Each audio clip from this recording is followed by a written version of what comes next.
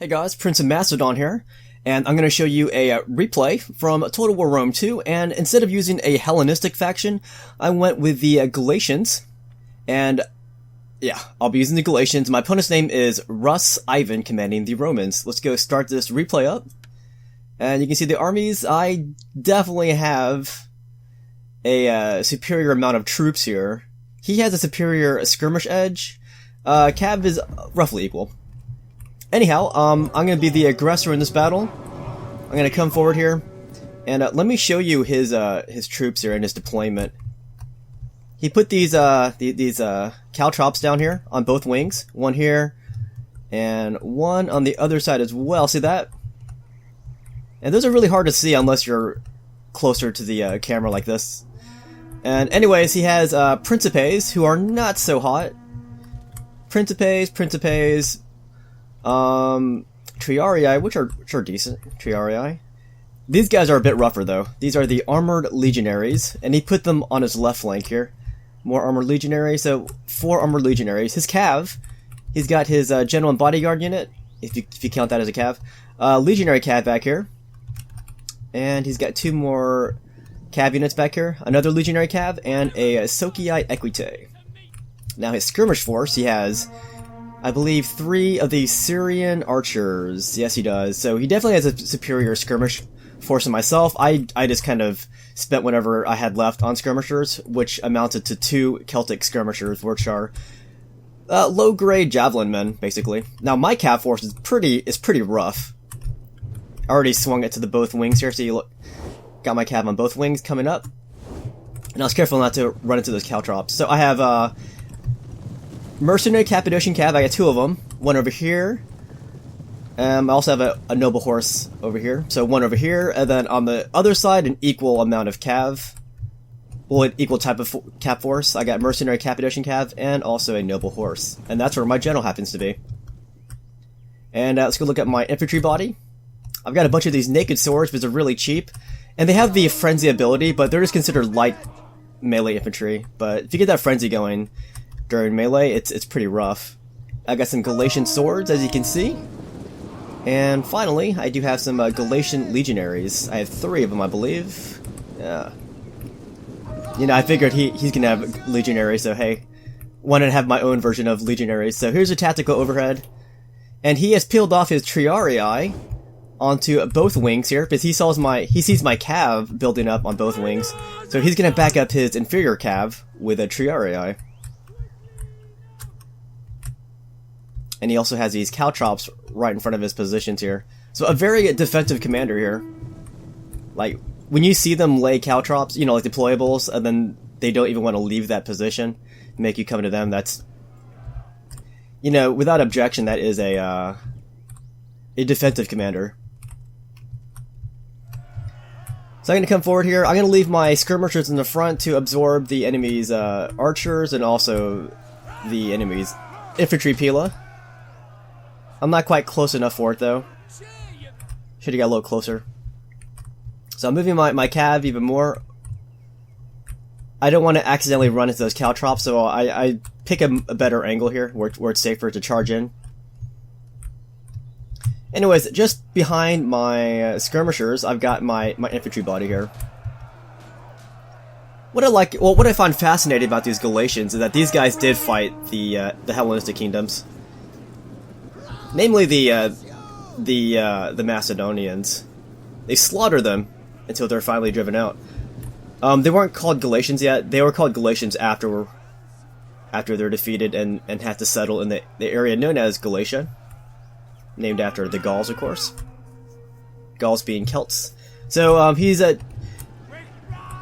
started to waver one of my skirmishers, but I'm going to bring up this unit of Galatian swords. I'm just going to come crashing in here. This is the unit that's going to open up the combat. It's my inspirational unit. Alright, so I'm gonna push in my other guys too.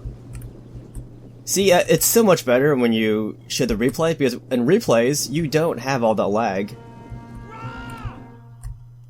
So Cav is still over here, good. Now I'm gonna get my charge bonus in, and he is too.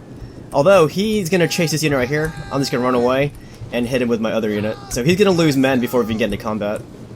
and then I will turn these guys around to face him as soon as he turns around. So I'm like, hey, you're not looking at me anymore? Fine, I'm gonna hit you from behind. Whack.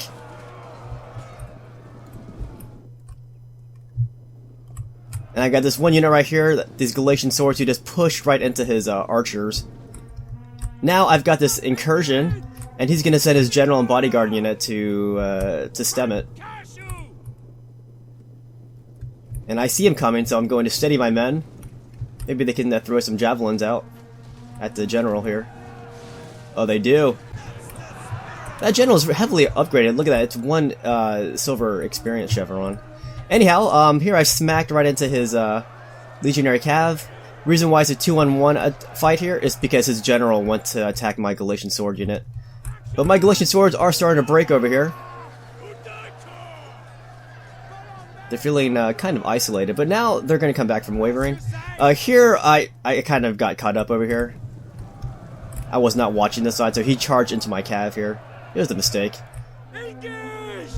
And when I finally notice it, it's like, ah, crap, whatever. Can't run away now. Gets another rear charge on my guys over there. So yeah, there I wasn't watching. I was more focused on the flanks here. So I got my naked swords coming into combat with his armored legionaries, who are very good. They would definitely slaughter my naked swords in a stand-up fight. But I'm getting numbers here. I got more naked swords coming in. Thank goodness you're not completely naked. Now his general's gonna come in. I'm going to receive this charge. This is the kind of fight I want. I want to kill that general. I want to score some kind of morale edge. Give him a morale penalty by obliterating his command unit. So here I'm losing one of my units. That's because he got the charge in on my guys. I was not too happy with that. But he is going to leave him alone, so my guys actually do come back. So it's a matter of him not finishing the job over there. And there I killed his command unit, so I was very happy with that. So I'm still losing units over here. Remember, these armored legionnaires are still really rough.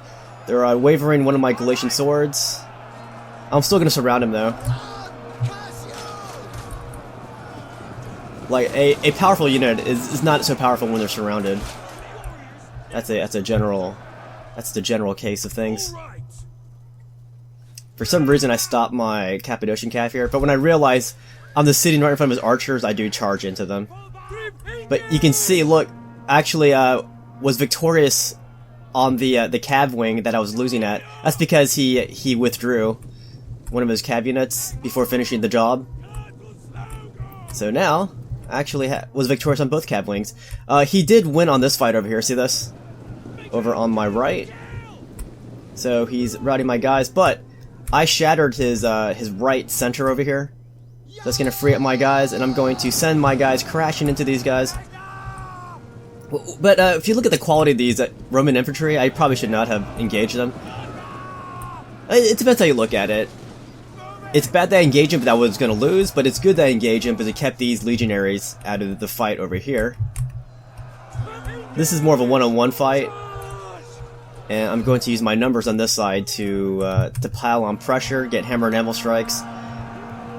Finally killing this archer over here. Got my general roaming around at will. So what's going to happen here is he is going to beat my guys here. That's a given, because I'm only using naked swords against these Triarii and armored legionaries. But over here I'm winning on the more important flank over here. Like getting all these hammer and anvil strikes. I've obliterated the Principes on this side. They are no more. And this archer unit's not going to last too long. Once my Cappadocian cav catches up to them, yeah, they're going to obliterate these Syrians here. So that leaves this one unit right here just hanging around. There's a Principe unit that stopped routing. He saw my cav coming and he decided to countercharge with his infantry. But in a cav charge versus infantry charge, I think the cav charge is going to succeed if the numbers are still, relatively even. Here's my general to finish with these guys off. So now they're finished, and now all he has left are these 3 units here. I was still wary about fighting these guys, but I do have the numbers, so I can surround him. In terms of infantry, I have these guys left. My Galatian legionaries, and a very depleted unit of legionaries over here too. So ironically, it's my legionaries that survived the battle. And also all my cav. And I can send my cav to the both flanks, waiting for an opportunity to lash out at the unprepared sides of these legionaries here. He's gonna peel off his Triarii right here to face my general, but his legionaries are gonna come crashing into my legionaries. So I shall meet his charge.